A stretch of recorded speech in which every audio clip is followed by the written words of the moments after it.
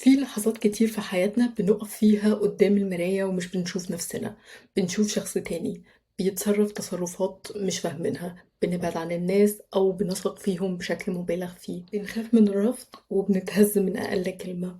وبيبقى في دايما إحساس دايما مستمر جوانا إن في دايما حاجة ناقصة، بس إحنا مش عارفين هي إيه بالظبط. وفي النص التاني من الصورة في طفل صغير لسه مستني حد يسمعه، أو حضن لسه ما أخدهوش، أو كلمة مدح لسه ما اتقالتش، أو أمان لسه ما حسهوش.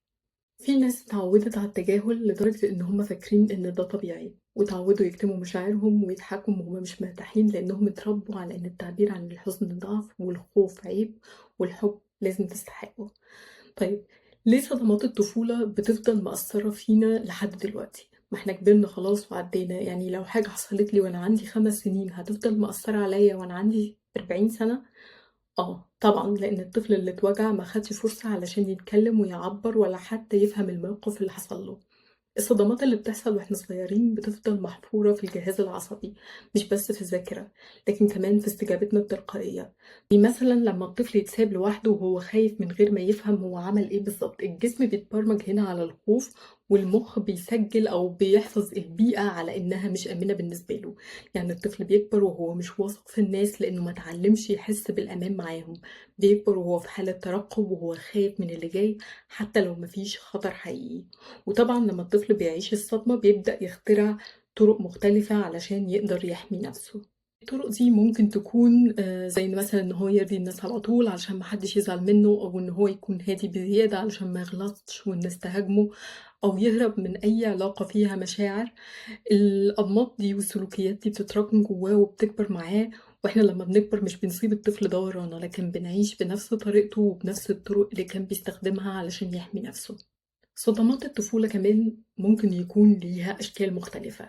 أول شكل وهو الإهمال العاطفي، وبيحصل لما الشخص مش بيلاقي الدعم أو الاهتمام أو الاحتواء من الأب والأم، وده بيأثر على إحساسه بالقيمة وبيحسسه بالفراغ والوحدة وإنه مش كفاية. كمان الصدمات العنيفة المباشرة زي الضرب، الإهانة اللفظية، التحرش، الاغتصاب، دي صدمات واضحة ومعظم الناس بتفتكر إنها عدت ونسيتها، لكن الجسم بيفضل فاكرها. والطفل هنا بيتبرمج على إن العالم خطر وإنه لازم يدافع عن نفسه طول الوقت، وبيكبر وهو يا إما بيهاجم أو بيهرب. الصدمات كان مخفية كمان زي المقارنة المستمرة، الضغط الزايد علشان الطفل ينجح، أو النقد المستمر. كمان التهديد بالعقاب أو الهجر، وده طبعا أذى نفسي مستمر. كمان الأب والأم الباردين أو النرجسيين، الأب الموجود بس بالجسم مش بالعاطفة، والأم اللي حبها دايما مرتبط ومشروط بحاجة معينة. والطفل بيحس إن هو لازم يثبت نفسه طول الوقت علشان يتحب، ويكبر وهو مش عارف إن فيه حب مش مشروط. وده بيخليه كمان يكرر نفس الأسلوب ده ونفس النمط في علاقاته بعد كده. يعني ما بين المثالية الزايدة أو الخوف الشديد، ما بين التعلق المرضي والشعور بعدم الاستحقاق، كل دي مشاكل أساسها أو جذورها صدمات الطفولة. طيب، هل صدمات الطفولة دي بتأثر علينا بعد كده لما نكبر؟ بالظبط، بتأثر علينا لما نكبر، وده هو موضوعنا في الفيديو الجاي. وبكده نكون وصلنا لنهاية موضوعنا النهاردة. كانت معاكم نهى موافي، بتمنى لكم يوم سعيد ومع السلامة.